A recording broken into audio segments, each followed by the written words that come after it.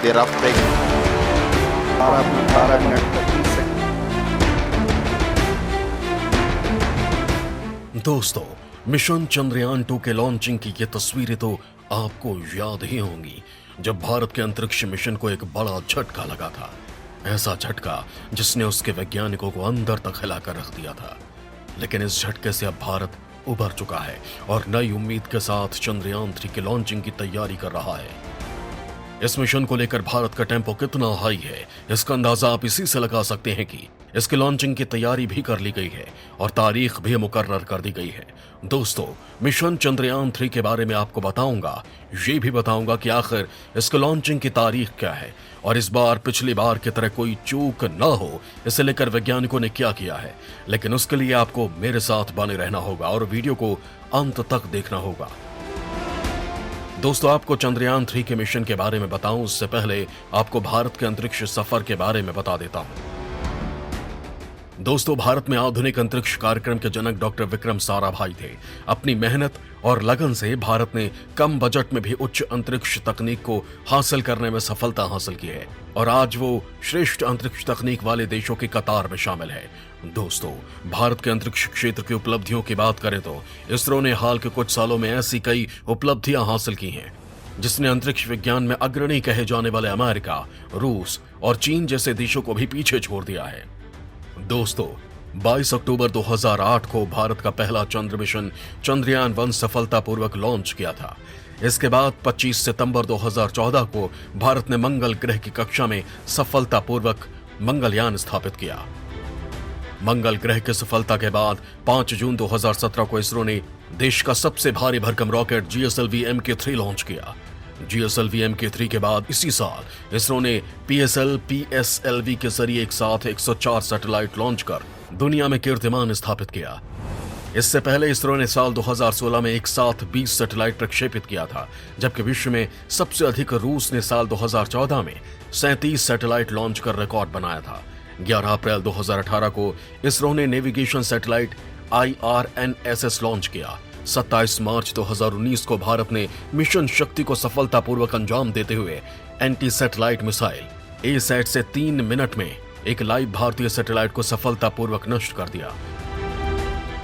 भारत ने सितंबर 2019 में चंद्रयान 2 मिशन की शुरुआत की थी। हालांकि इस मिशन में चंद्रयान 2 का ऑर्बिटर अंतरिक्ष में स्थापित हो गया था, लेकिन रोवर की सॉफ्ट लैंडिंग नहीं हो पाई थी। अब भारत चंद्रयान 3 की तैयारी कर रहा है, जिसके लॉन्चिंग की डेट तय हो गई है। इसके साथ ही इसरो इस साल 3 से 5 सैटेलाइट लॉन्च करने की तैयारी कर रहा है। दोस्तों, आपको भारत के मिशन चंद्रयान 3 के बारे में बताऊं उससे पहले बता दूं कि चंद्रमा पर कब्जा करने को लेकर दुनिया में होड़ मच गई है।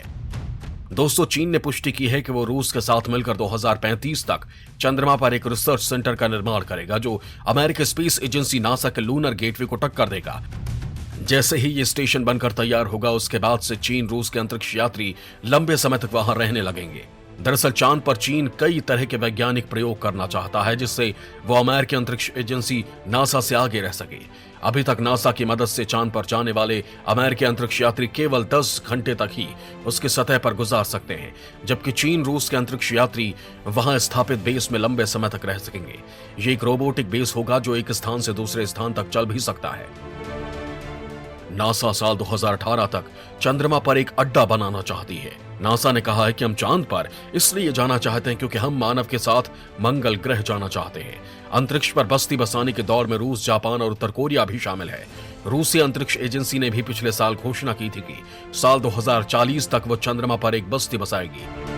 रूसी विज्ञान अकादमी के प्रमुख एलेक्जेंडर सेर्गेव ने कहा था कि प्राकृतिक संसाधनों के लिहाज से चंद्रमा बेहद महत्वपूर्ण है।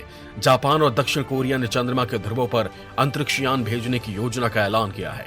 इनकी कोशिश चंद्रमा के प्राकृतिक संसाधनों का इस्तेमाल करने की है। उधर यूरोप यूनियन चंद्रमा पर एक मून विलेज बनाना चाहती है।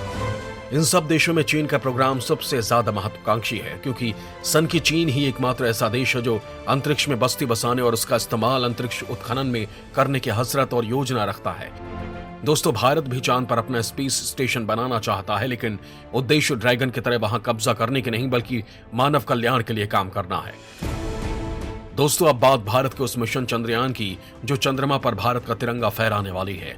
दोस्तों अब आपका इंतजार खत्म हो गया है, वो तारीख आ गई है जिसकी आप राह तक रहे थे। जी हाँ, मैं बात कर रहा हूं भारत के मिशन चंद्रयान 3 की जो अगस्त में लॉन्च होगा। इसके सभी जरूरी टेस्ट पूरे कर लिए गए हैं और अगस्त 2022 लॉन्चिंग की तारीख मुकर्रर की गई है। इसकी लॉन्चिंग पिछले साल ही होनी थी, लेकिन कोविड के कारण यह मिशन लेट हो गया। दोस्तों चंद्रयान 3 मिशन ने अक्टूबर 2008 में शुरू किए गए पहले चंद्रयान मिशन से काफी मदद ली है। पहले चंद्रयान मिशन के जरिए चांद की सतह पर पानी के सबूत खोजे गए थे। चंद्रयान 2 मिशन के तहत लैंडर और रोवर दुर्घटनाग्रस्त हो गए थे, लेकिन इसका ऑर्बिटर अभी भी चंद्रमा की सतह के ऊपर घूम रहा है। इसरो चंद्रयान 3 के साथ इस ऑर्बिटर का इस्तेमाल करने की योजना बना रहा है।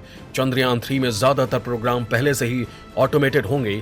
सैकड़ों सेंसर्स लगे होंगे जो इसकी लैंडिंग और दूसरे कार्यों में मदद करेंगे। ऐसा माना जा रहा है कि चंद्रयान 3 चांद की सतह पर 7 किलोमीटर की ऊंचाई से लैंडिंग की प्रक्रिया शुरू कर देगा। 2 किलोमीटर की ऊंचाई पर आते ही इसके सेंसर्स काम करने लगेंगे। सेंसर्स के अनुसार ही लैंडर अपनी दिशा, गति और लैंडिंग साइट का निर्धारण करेगा। इस बार इसरो वैज्ञानिक इसे लेकर किसी प्रकार की गलती नहीं करना चाहते हैं, क्योंकि चंद्रयान 2 में सेंसर्स और बूस्टर्स में दिक्कत आने की वजह से उसकी हार्ड लैंडिंग हो गई थी और चंद्रयान 2 सतह से करीब 350 मीटर की ऊंचाई से तेजी से घूमते हुए जमीन पर गिरा था। भारतीय वैज्ञानिक चाहते हैं कि इस बार ऑर्बिटर से लैंडर और रोवर का संपर्क बना रहे, जिससे कि किसी भी तरह की सूचना हासिल करनी हो तो ऑर्बिटर के जरिए आसानी से मिल सके। इसके लिए चंद्रयान 2 के लैंडर की तरह चंद्रयान 3 के लैंडर में 5 नहीं 4 ही थ्रोटल इंजन होंगे। चंद्रयान 2 के विक्रम लैंडर में 5 थ्रोटल इंजन थे, जिसमें से एक में आई खराबी की वजह से लैंडिंग खराब हो गई थी। इस बार चंद्रयान 3 के लैंडर में लेजर डॉपलर वेलोसीमीटर लगाए जाने की भी खबर है। इससे लैंडिंग ज्यादा आसान हो सकती है। चंद्रयान 3 को GSLV Mk3 रॉकेट से लॉन्च किया जाएगा। लॉन्चिंग श्रीहरिकोटा स्थित सतीश धवन स्पेस सेंटर से होगी। दोस्तों बताने की जरूरत नहीं है कि यह पल हमारे लिए ऐतिहासिक और गर्व से भरा है, क्योंकि हम वहां जा रहे होंगे जिसकी दुनिया ने कभी कल्पना भी नहीं की थी और न ही आने वाले समय में किसी के वहां जाने की उम्मीद है। तो दोस्तों इसके लिए हमारे वैज्ञानिकों को एक सैल्यूट तो बनता है। जय हिंद, जय भारत। दोस्तों आपको हमारा ये वीडियो कैसा लगा हमें कमेंट बॉक्स में जरूर बताएं।